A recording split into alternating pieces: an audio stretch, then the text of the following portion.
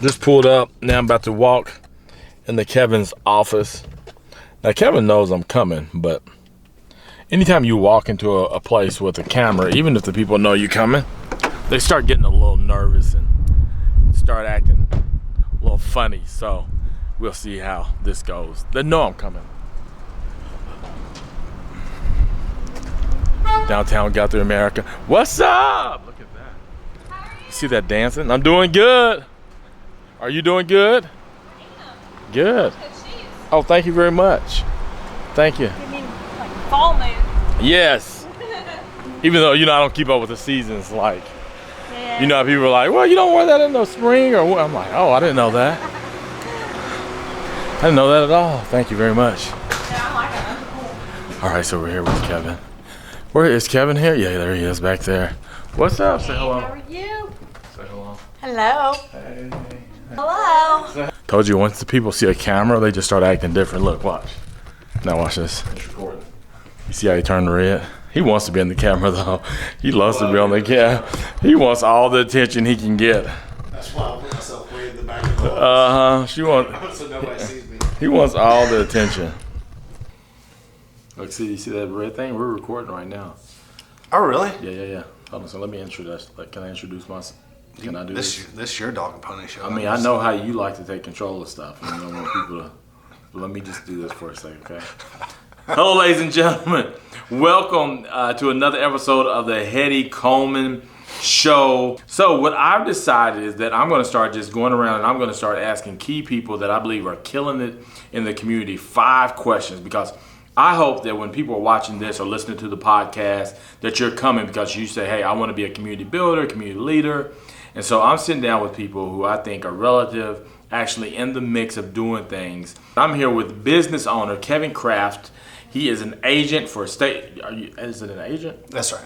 He is an agent for State Farm. And so Kevin has been in my community of Guthrie, America, which is in Guthrie, Oklahoma, for about 5 years. Yeah, we're going on 5th year. Man, I am so good. I'm sorry. I'm so good. Oh, my Lord. You answered your own question correctly. So I'm excited to sit here with Kevin. Kevin also married man, has a great family, children, but has been just super engaged. Is there anything I'm leaving out that you want to highlight? He came from Arkansas. Yeah, I'm not sure that's a highlight point. We're going to forgive him on that. Yeah. Originally from Louisiana. No, Alabama. Louisiana. Okay. I graduated high school in Louisiana. But yeah, we've been here a little over 4 years now in Guthrie and enjoying Guthrie. Set up our agency. I'm a small business owner. A lot of people think that State Farm agents are actually corporate, but we're not. We're small business owners. So. I called you a business owner. You did. You did Yeah, it right. yeah. Good job. So yeah, that's one of the things that I really enjoy about my job is that I'm a small business owner here in town and able to employ Guthrie residents and all that kind of good stuff, being involved in the community. Now, if you heard that clap, that was me high-fiving myself for calling him a business owner. But anyway, so cool. Thank you very much. So, 5 questions. First of all, let me just ask you this. I talk about community, and we have this hashtag community wins that we use around here locally. What does community even mean to you? How do you define that? If somebody says, man, what is community? How do you go about? I think community is a like-minded group of individuals that, share space and share life and share interest, and the goals are kind of aligned with one another, and just at the end of the day, trying to better that group of people to the best they can. That's good. And so typically community is built around something that you have in common, right? Right. Yep. Yeah, some goals that you may have. I think that's what you said. And so I like that. Now, when you think about community, sometimes you have to build community, right? Because I think there's people who don't even realize that they have something in common. That's the reason I love sharing stories of people, because then once we see that, like, oh, they like peanut butter and jelly sandwiches. You know what I'm saying? Like, oh, I like peanut butter. There's this connection that begins to happen. I'm sure there's a Facebook page for peanut butter and jelly lovers. In the world, you're right. I'm going to have to Google that. I'm going to have to look that up. So, and then thinking about your workplace, like you all who work here, who are part of this business, the key thing for you all is State Farm. You're selling insurance. So when you think about that, and you talked about hiring people, and I think hiring is saying, hey, we do this thing. Do you want to come be a part of this community? around this thing. Right. How have you learned to build community? Maybe not just so much in your workplace, but also within the community of Guthrie. I think involvement is the best way to build. Not sitting on the sidelines. If you want to better the community, then be a part of it. Talk to people. I mean, we talk about community being like-minded people. Find people that are like-minded like yourself, and see if that's the cause that you ought to pursue, and try to pursue that, and for the betterment of the community, not just for individual goals. But I think that's kind of the goal. Is the key to building anything is involvement, putting yourself out there, finding people that have the same kind of passion that you do, and then just try to make a difference. Try to help people out. I'm very proud of being able to employ some great people that are a part of the community. We try to get out and do stuff as well, not just for State Farm, but just to help the community out. And I think that's the key. Is just involvement. If you're going to build a strong community, then get involved in it. Yeah, for sure. And so some of the things I know, we're on the YMCA council together. Yeah. Within that, we have Togetherhood. Then I also know that you are being intentional about bringing resources like financial resources. So right now, we're in the mix of this thing that we're trying to vote to get a $25,000 grant from State Farm. That's right. And getting people to come, you got to go and vote. And so I feel like this is kind of building community. When we rally around the cause like this, like everybody's going closer, like you're about to go out to the schools for shortly. And so just talk about that in your heart too. I think you even set a goal of how much you want to pour into this community financially and all that good stuff. Yeah, so I do budget a certain amount in my business budget and personal budget, how much we donate to charities and organizations in here, and then tapping into all your resources. State Farm does a great job of donating $1 million a year to 40 different communities nationwide, and it's one of those things, talking about getting involved and using your resources and all that stuff. State Farm's willing to do that. It's just as easy as go out, write a grant. Courtney McLemore's done a great job the last 2 years writing 2 grants for us, and then just getting the vote out and getting people involved, like you said, rallying. And, Courtney and I have been going around town and holding up signs and all that stuff. You've created a little website or whatever, or a domain deal or whatever. Yeah. So it's just like we talked about, getting passionate about something, getting people like-minded, passionate, and at the end result, hopefully, in 2 years' time, we'll have donated $50,000 to Guthrie Public Schools to get new playgrounds, which turns around, help build the community. Kids get to go out on the playgrounds, play with their family, and all that kind of good stuff. So it's, community is not just what I can donate, but if we have resources to go get something, then go get that. Not just sit on the sideline and wait for something. Be passionate about something and tapping into that kind of stuff. So for sure. I'm happy that for the last 2 years, hopefully, if we vote, that we'll get 2 years in a row of $25,000 grants here. So for sure, we are going to do it.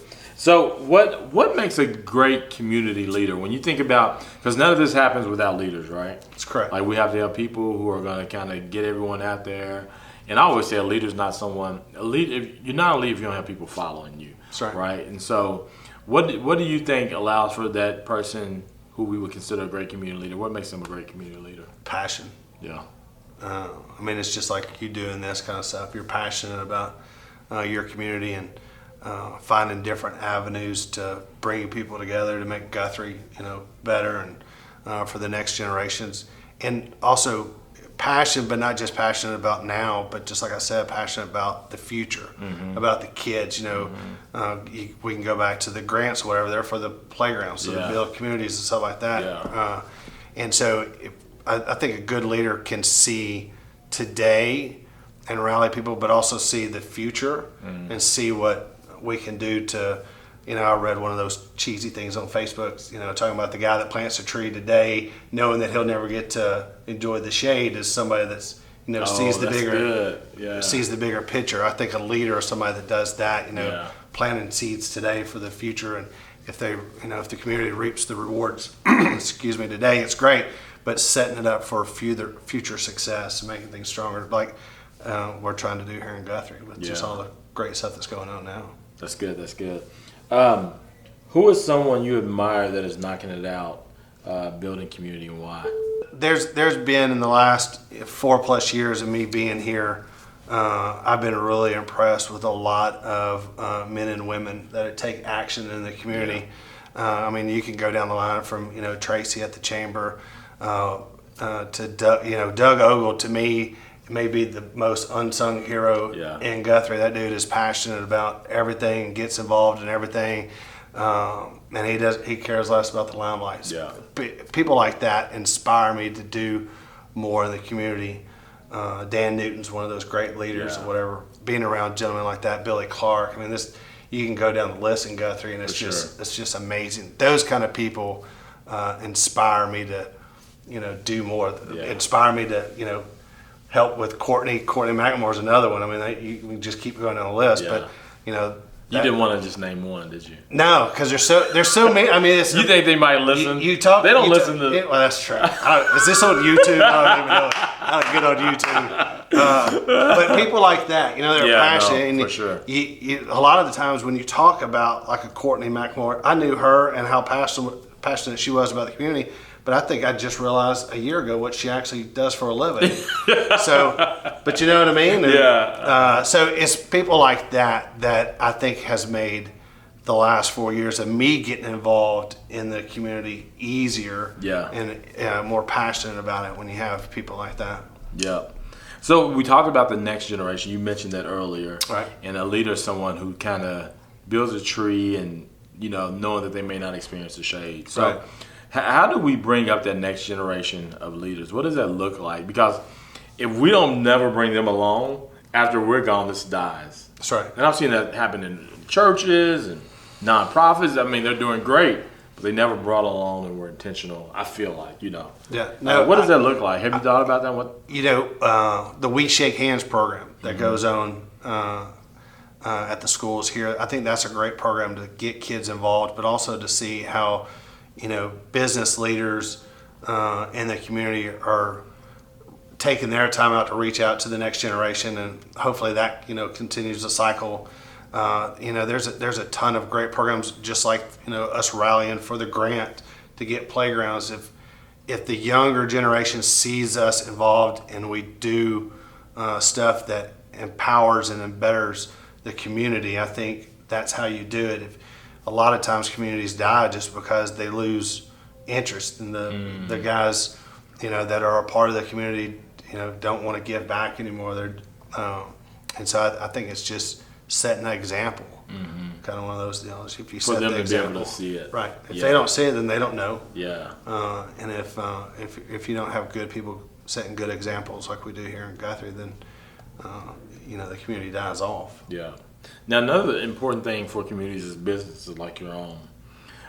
For somebody who may be listening on the podcast or watch on YouTube, what are some things, because there are some young people who want to be going to entrepreneurship. They see people like yourself, and they're like, man, I want to do that. What are some tips that you would give someone that's saying, I want to start my own business? What are some 3 keys, if you have 3 keys, to growing a successful business? I don't know if business? it's 3 keys. One of the things that when I was in school, in Louisiana, our school did a thing where the seniors got to do an internship. And I believe Guthrie is starting it this year as well. And getting out there, and you may not make a ton of money. Internships usually are free anyway, but in the beginning, just getting out there and find something that you're passionate about. When I was getting my master's, there was a stat that went out that it's like 5% of the people that get a college degree in their career and what they got their degree in.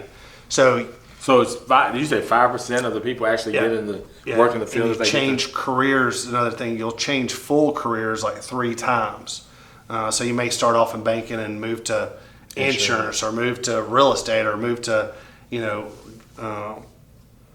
average person does that 3 times before they. So it's. I truly enjoy helping people protect themselves for the future. So, before this, I had a CPA firm, an investment company, and an insurance company, and that's what we did. I like sitting down with people and having a plan or whatever. I got my degree in political science, which that has pretty much no bearing on what I do today. So it's just finding that, and the only way you're going to do that is at a young age, getting out there and trying different things to find out what you're passionate about. Yeah. And the truth, even if you're passionate about it today, you may change. Yeah, You may change down the road. So. Yeah. So you said finding your passion kind of depends on you trying things to really even find out if you like something. Right? That's right. So I'm trying to really coach my kids up on that. What are some ways that you measure success for your life? So I know it may sound cheesy, but every day when I go to work, is my family proud of me?